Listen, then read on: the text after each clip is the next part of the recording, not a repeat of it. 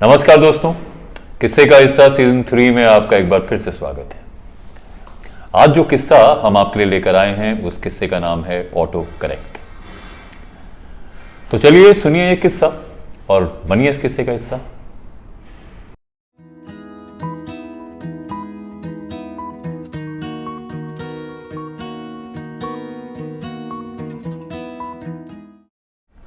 आज का ये किस्सा हमें विपिन वासुदेवा ने भेजा है। विपिन के दोस्त, जिनमें मैं भी शामिल हूं, अक्सर विपिन से एक बात कहते हैं। वो विपिन से ये कहते हैं कि देखिए, आप जिस व्यवसाय में हैं वो व्यवसाय आपके लिए ठीक नहीं। हालांकि बहुत छोटी सी उम्र में विपिन व्यवसाय के क्षेत्र में कूद पड़े थे और अच्छा खासा काम भी किया। लेकिन सब मित्र उनसे ये बात इसलिए कहते हैं क्योंकि एक क्वालिटी विपिन की जो है वो खास है। उनमें इन्वेस्टिगेशन की महारत हासिल है। यानी आप उन्हें किसी काम को तलाशने के लिए या किसी सर्च के लिए उनसे कहिए तो फिर वो उसमें पूरी तन्मयता के साथ जुड़ जाते हैं। ये चीज़ वो तब भी किया करते थे जब डिजिटल का इतना हमारी ज़िंदगी में डिजिटल शामिल नहीं था, गूगल भी नहीं था। बावजूद उसके वो चीज़ों को ढूंढ ढांड के ले ही आया करते थे। फिर जैसे जैसे डिजिटल का पर्दापण हुआ हमारी ज़िंदगी में, तो उनके इस शौक को और हवा मिली। तो अब आप विपिन से कहिए कि वो कोई भी जानकारी आपके लिए ढूंढ के लेकर आए तो वो झट से जुड़ जाते हैं। फिर वेबसाइट के इंटरनल पेजेस से लेके गूगल सर्च इंजन पूरी तरह से उसको छान डालते हैं। बहरहाल किस्सा जो ये है, इस किस्से के दो पहलू हैं। बात उस समय की है जब विपिन की उम्र करीबन 12 साल की थी। उस समय 1980 का दशक था और विपिन अपने परिवार के साथ नॉर्थ वेस्ट दिल्ली की एक कॉलोनी लॉरेंस रोड में रहा करते थे। आज की दिल्ली और उस समय की दिल्ली में काफ़ी डिफरेंस हुआ करता था। हालांकि बहुत सी कॉलोनियाँ पूरी तरह से विकसित हो चुकी थी, स्थापित हो चुकी थी, लेकिन फिर भी वहाँ सारे लोग मिलजुल के एक मोहल्ले की तरह रहा करते थे। अक्सर शाम को सभी फ्लैट, सभी घरों में से बच्चे निकल कॉलोनी के कॉमन पार्क में आ जाया करते थे और फिर जब तक कि घर वाले डांट कर उन्हें वापस न बुलाएं, खेल कूद का माहौल बना रहता था। विपिन और उनकी दोस्तों की मंडली कुल मिलाकर 15 से 20 लोगों की हुआ करती थी, जिसमें विपिन की बहनें भी शामिल थी। इसके अलावा कॉलोनी के दूसरे बच्चे भी। जीवन उस समय का काफ़ी साधारण, सिंपल हुआ करता था। चीज़ें कम थी और उन्हीं चीज़ों में आप सेटिस्फेक्शन ढूंढ भी लिया करते थे। ऐसे ही एक दिन शाम को जब सब बच्चे उसी कॉमन ग्राउंड पार्क में खेल रहे थे तो पड़ोस के दो बच्चे आए जो अभी अभी हाल फिलहाल में अपने किसी रिश्तेदार के घर जाकर आए थे। आते ही उन लोगों ने अपने एक्सपीरियंस का चर्चा शुरू कर दिया। उन्होंने विपिन और विपिन के दूसरे साथियों को ये बताया कि हम अपने रिश्तेदार के घर गए थे जिन्होंने तोते पाले हुए थे और वो तोते को हरी मिर्च खिला रहे थे। तोता उनसे बातचीत कर रहा था। मिट्ठू साहब से खूब बातचीत हुई। तो कुल मिला के उनका ये एक्सपीरियंस बहुत बढ़िया रहा। जैसे जैसे उन्होंने थोड़ा सा मिर्च मसाला तड़का लगा अपनी बात दूसरे बच्चों और विपिन को बताई, अचानक विपिन और उनके दूसरे साथियों का मन किया कि उन लोगों के पास भी खेलने के लिए एक तोता होना चाहिए। जैसा कि मैंने आपको बताया, उस समय जीवन साधारण हुआ करता था और अब उनके जीवन में तोते के रूप में एक नई एक्साइटमेंट आ चली थी। फिर आनन फानन में सभी बच्चों ने एक मीटिंग बुलाई और मीटिंग का एकमात्र उद्देश्य यह था कि किस तरह हम भी एक तोतों का जोड़ा खरीद के लाएं। जो लड़के अपने रिश्तेदार के घर गए थे और उन्होंने कहानी बताई थी, उन्होंने अपनी कहानी में इतना मसाला लगाया कि अब सब बच्चे पूरी तरह से एक्साइटेड हो चले थे।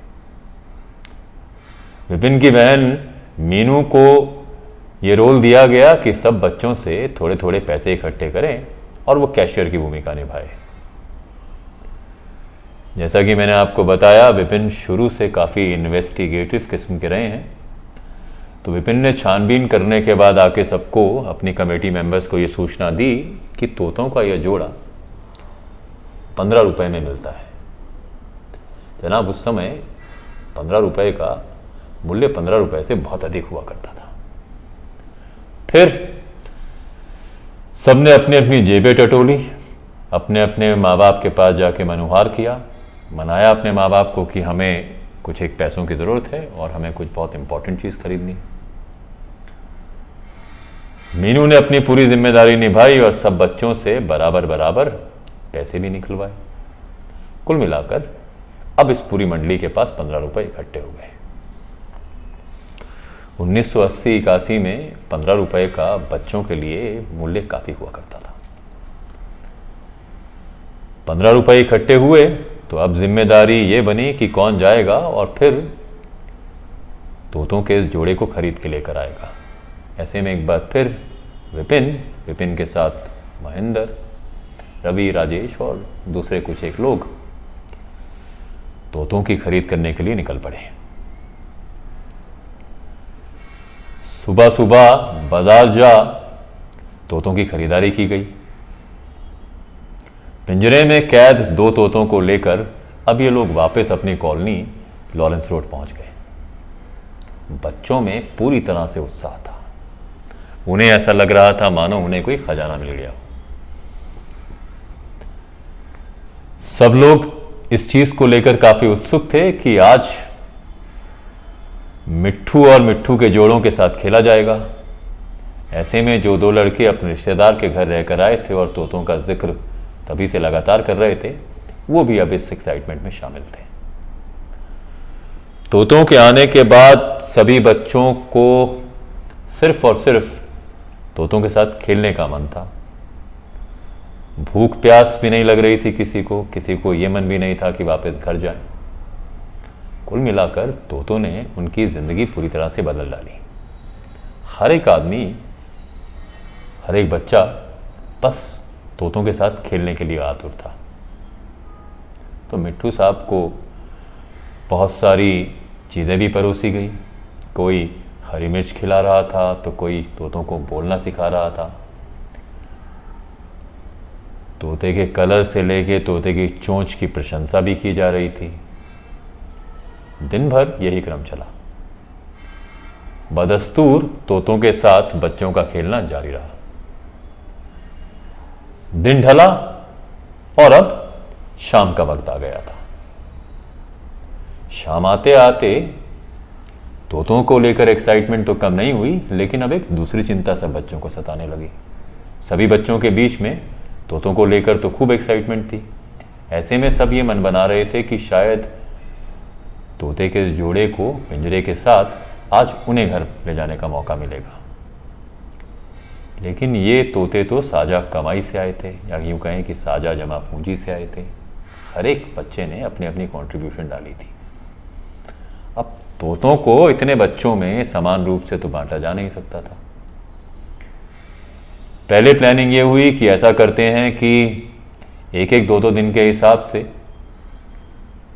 तोतों को ले बच्चे अपने अपने घर जा सकते हैं। पर ऐसे में पहले कौन ले जाएगा, और जिस बच्चे का नंबर सबसे आखिर में आएगा उसे तो तोते मिलते मिलते महीने भर से ऊपर हो जाएगा। तो ऐसे में संसद में किसी भी तरीके का सामंजस्य नहीं बैठ पा रहा था। किसी भी एक मत पर सब बच्चे सहमत नहीं हो पा रहे थे। बहुत से बच्चों ने बीच में बीच बचाव करने की कोशिश करी, लेकिन झगड़ा जो है निपटता नजर आ नहीं रहा था। एक तरफ से कोई तोते के पिंजरे को खींचकर ये कह रहा था कि मैं सबसे पहले लेकर जाऊंगा, तो दूसरी तरफ से दूसरे बच्चे भी यही जोर लगा रहे थे। गहमा गहमी बढ़ती रही। तोते भी पिंजरे में से हताश नजरों से ये देख रहे थे कि देखिए आज तो हमें लेकर पूरा का पूरा जो बच्चों का समूह है या मंडली है, इनमें देखिए परस्पर विरोध नजर आ रहा है। कहीं इसी सब खींचातानी के बीच न जाने किस बच्चे का हाथ तोते की पिंजरे की उस सांगल पर पड़ा और पिंजरे का छोटा सा दरवाजा खुल गया। इससे पहले कि बच्चे कुछ समझ पाते, तोते उड़ गए।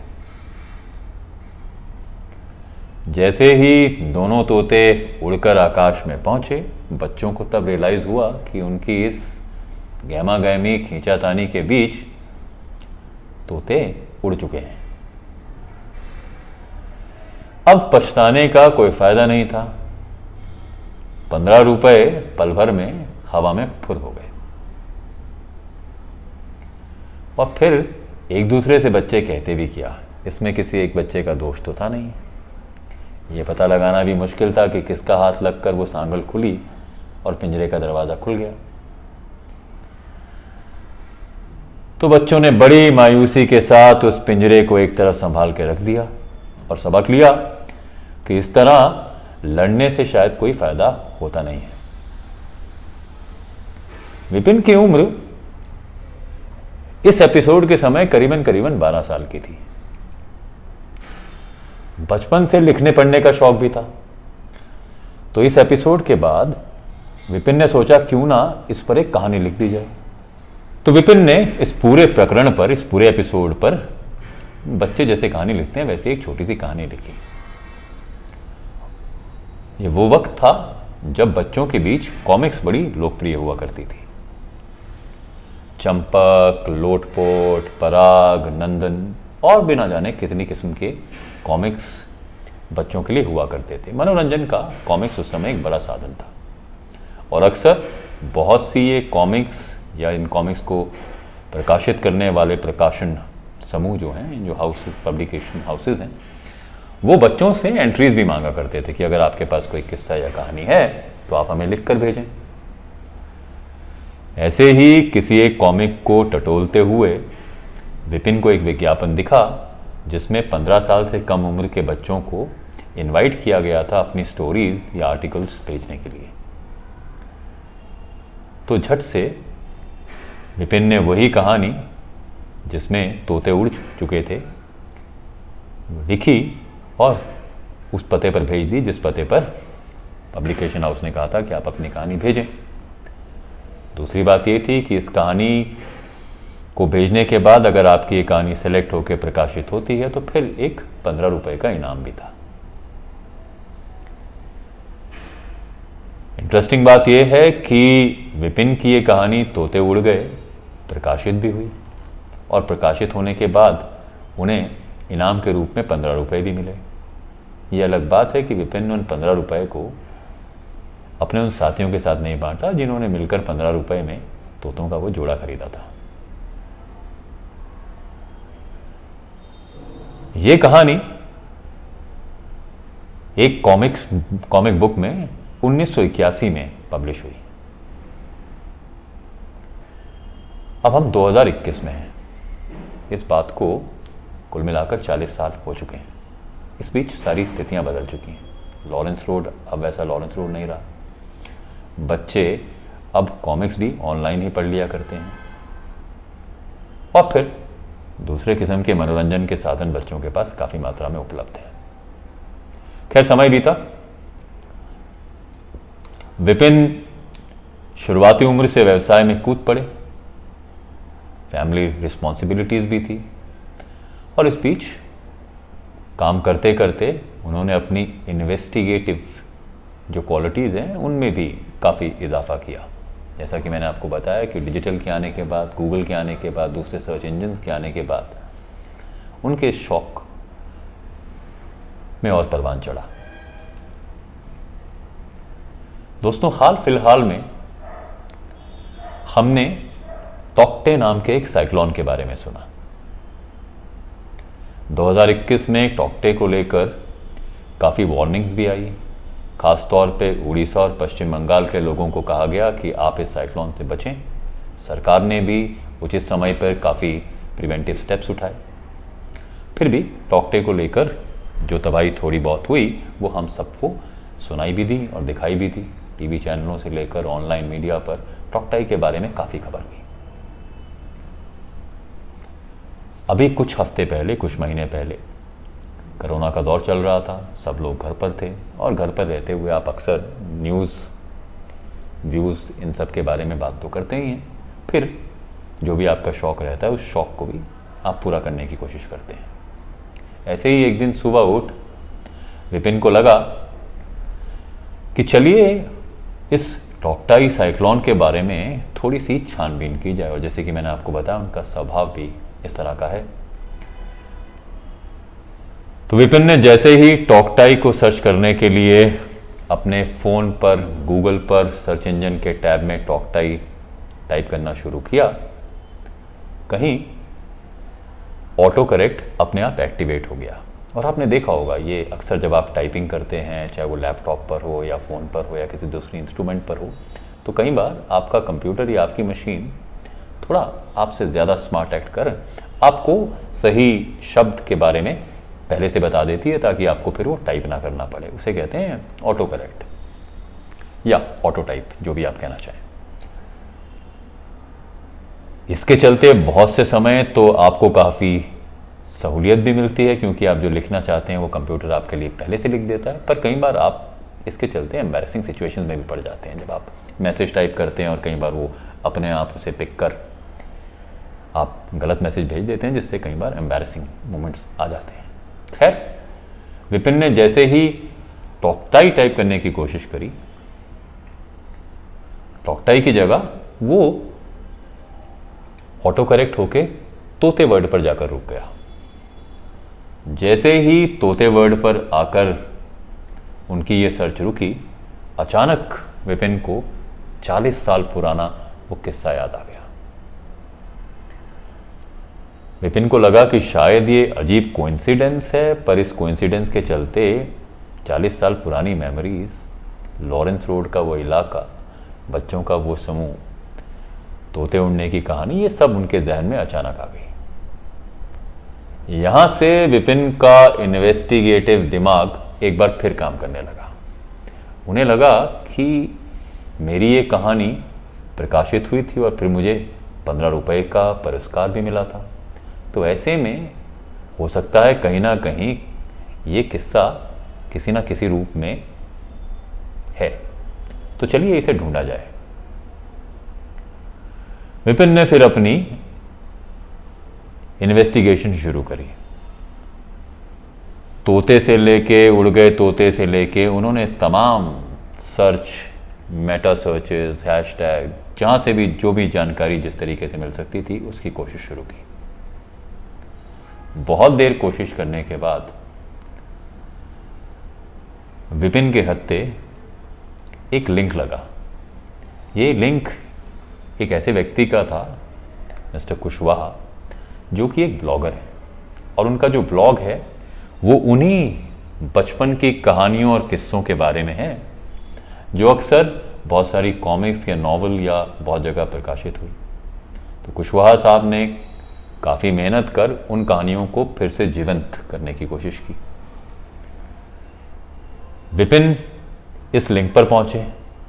जैसे ही वो इस लिंक पर पहुंचे, इस लिंक पर उन्हें उड़ गए तोते नाम का शीर्षक भी दिखाई दिया। विपिन ने जब इस शीर्षक को क्लिक किया तो वो हैरान रह गए।